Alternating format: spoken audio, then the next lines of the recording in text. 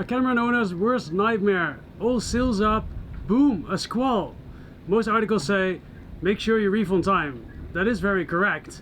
However, what if you didn't? Besides the basics of sailing, where are already hundreds of videos about, most are about how to raise the sail, understand how to trim the sail, how to bring the sail down, and how to dock a boat. I haven't found many videos on how to deal with if weather goes wrong on a catamaran. That's a pretty decent squall.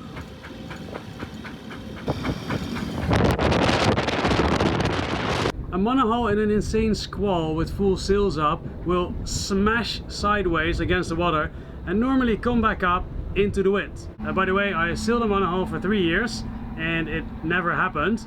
But it did happen to a very experienced sailor friend of mine at night on a sailing passage. Not fun. A catamaran in the worst case scenario, either the rig will break, which is best case scenario, or worst case scenario, boat will flip over. In the squalls I've been in up until now, pretty immediately 30 to 40 knots will arrive, but then it can still go up at least 10 or 15 knots. I would say that you have at least 30 to 60 seconds for that to happen. The big question is, which immediate action should I take? A lot is written about this for monohulls, but very little information is available for catamarans yet. Of course, the answer depends on what type of catamaran you have, as performance catamarans will behave different than production catamarans like Lagoon, Leopard, Fontaine, Pajot, including the boat I am on. I'm going to talk about production catamarans because that's what I have and what most people have. And also, the most people I know who have a performance catamaran already had a lot of experience on a production catamaran they owned before the performance catamaran. So they are probably already pretty experienced in looking at the weather and making a forecast of what might be coming, what wind might be coming, and be less likely to be in a situation like this. But many of you might not have that experience yet. And in my personal scenario, I'm going to cross the Pacific, probably alone, and after day 15, I might have gotten so comfortable that I fell asleep for an hour and suddenly wake up to a squall. I am a practical person and I need numbers and a strategy. What is too much wind on my wind indicator with full sails out? And if it happens, what should I do? And the likely reason why nobody's giving you that answer is because actually we would have to do field tests. For example, from each big brand catamaran, we'd use 100 or so per brand, a variety between new ones and ones that have 10-year-old rigging, for an example, and we bring them into the worst possible scenarios, and then we make a report of what happened. Well, that's a pricey thing to do, so probably because of that, the information is limited. I'm very grateful that the designer of this boat, my boat, Alexander Simonis, who is also the designer of a bunch of Leopards, Voyage yachts, Fat Cats, and a whole bunch more, was willing to actually give me some numbers. Knowing that we can only work with a hypothetical number, at this point only this information can help us in safety prevention. Let me quote some of his words. Yes, you're right. There is no simple answer. The theoretical capsize limit for a 40-foot cruising cat loaded for an ocean crossing is around 30 to 32 knots of true wind speed, with a full main and full Genoa sheeted in fully as worst case scenario. He's being cautious here because the book Seaworthiness, The Forgotten Factor, says typical production cruising catamarans with a wide beam, heavy displacement and modest sail area, this balance point with full sails up works out in the 35 to 40 knot range on a beam reach. Then there is the ISO 122172 Small Craft Liability Standards, which defines criteria for multi-hulls, including capsize wind speed, which says a boat with CE category A, which is ocean sailing category, requires that the calculated capsize wind speed with full sails exceeds 21 meters per second, which is about 41 knots. Besides this, designers like Nigel Irons and Chris White also point out that around 35 to 40 knots is the danger zone for most cruising cats with full sails up. Taking into account that this number, 35 to 40 knots, is theoretical and assumes full main plus jib, beam reach, which in this scenario is the worst point of sail, and very important, flat water, which it very unlikely is, unless you're sailing in between the BVI Islands, some parts of the Bahamas, or on the leeward side of an island, which is protected from the waves. Let's go back to recommended reefing for a second, which still depends per boat, but here's my general. When the wind is between 0 and 15 knots, full sails. When the wind gets around 15 knots, I will reef, so that between 15 and 20 knots, I have my mainsail in reef 1. 20 to 25 knots, mainsail reef 2, jib reef 1. 25 to 30 knots, mainsail reef 3, jib reef 2. 30 to 35 knots, mainsail reef 3, jib reef 3. Over 35 knots, sail on a jib only. Of course, this is just a guideline and not specific to every sailing situation, but it's a good place to start from.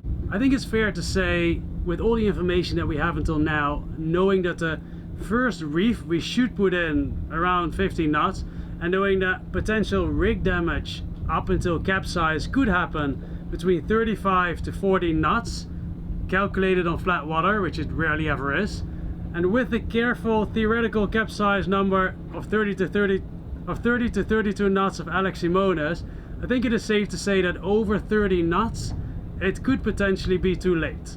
And when I suddenly see 30 or close to 30 knots, it is time to immediately take action. But what is the best action to then immediately take?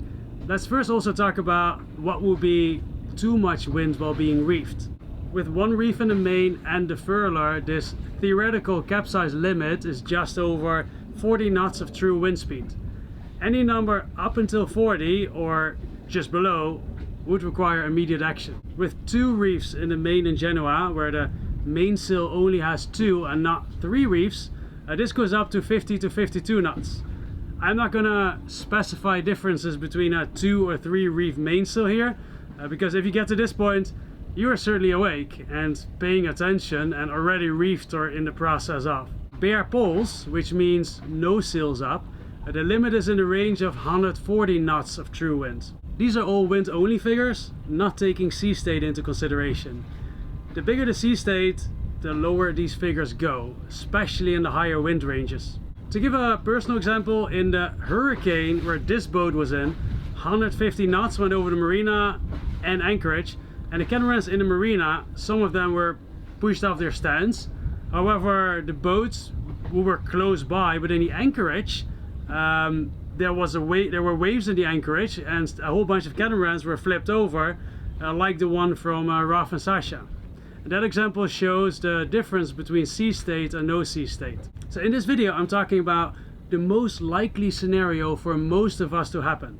Getting into a sudden 30 to 60 minute squall and being too late with taking action. One of the characteristics of a squall is that when it starts, they're unlikely to be big waves, because waves generally build through wind.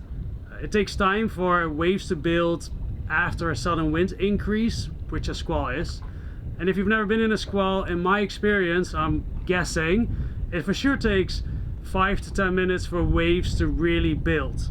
So there's time enough to take action before that happens. What is a good step-by-step action to take on a catamaran when this happens and we're actually too late?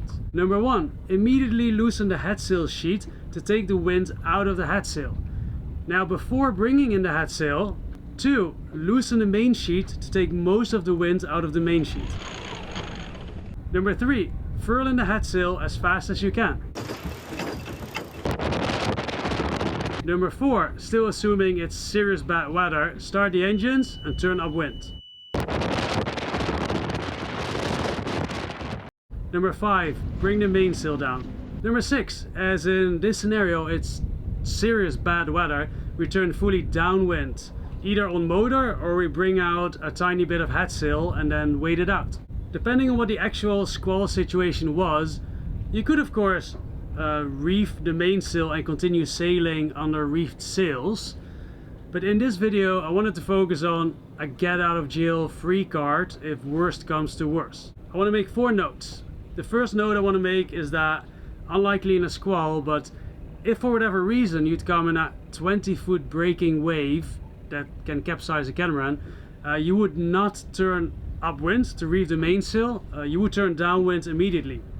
But since this is so unlikely to happen, I wanted to focus on the most likely to happen. The second note is that If you think that the wind is unstable, it's better to be big on head sail than on mainsail, because if things go wrong, the head sail is easier to just let go and take the wind out of it, where the mainsail is very restricted by the rigging when going downwind, and thus harder to take the full wind strength out immediately. Number 3, if heavy weather is unexpectedly there with heavy waves, we prefer to have the boat facing into the waves or away from the waves, because remember when you were young and you jumped from a springboard or a diving board in a swimming pool and you landed accidentally on your stomach or on your back? It hurts. A breaking wave has so much force, it's like throwing a big rock against something. If a breaking wave comes towards the side of the boat, it can break a window and bring the boat at big risk of getting a lot of water in the hull. The front or bow of the boat and stern or back of the boat are much better in receiving this impact. 4, the last note is that there is debate between if it should be better to have a little bit of jib out or a little bit of mainsail out while going downwind, waiting for this heavy weather to be over. But the majority of catamaran sailors seem to prefer having a little bit of jib or head sail out, even though it brings the center of gravity a bit forwards. The jib is just easier to manage from the cockpit. Let's recap. While having this wind, generally recommended is to have the sails 0 to 15 knots, full sails, 15 to 20 knots, mainsail in reef 1, 20 to 25 knots, mainsail reef 2, jib reef 1, 25 to 30 knots, mainsail reef 3, jib reef 2, 30 to 35 knots, mainsail reef 3, jib reef 3, over 35 knots, sail under jib only. When you took action too late, the best likely get out of jail free card is: number 1, loosen head sail, let it flap. Number 2, loosen main sheet. Number 3, furl in head sail ASAP. Number 4, start engines, turn upwind. Number 5, bring down mainsail. Number 6, turn fully downwind. On a catamaran in heavy weather, it is easier to go fully downwind. There are ways to park a catamaran, but it's a bit more for longer stops to fix something than to do in heavy weather. In a monohull, you would heave to, basically by having the head sail backwinded while the mainsail is still normal. But it works a little different on a catamaran. You would only use the mainsail. You would reef the mainsail to the smallest reef possible, and you bring the traveler all the way to leeward. So if I'm looking forward to the boat and the wind comes from the right, then leeward is the other direction, left. Now that the sail is to the left, we're going to put the steering of the boat all the way to the right, the opposite direction of the sail. And then we lock our steering wheel. If you don't have a lock system, you can tie it down with a rope. Now you will still move, but slower, and it's a bit more steady. There are options like using a storm sail or a sea anchor or a drogue, but that's maybe for another video, as most people in their first years of sailing will not use that. I hope that this video helped you in understanding the most expected worst case scenario and how can I be safe in that. This video is made possible by patrons. A big thanks to all of the patrons of my channel. The upper tier patrons are on the wall of my boat.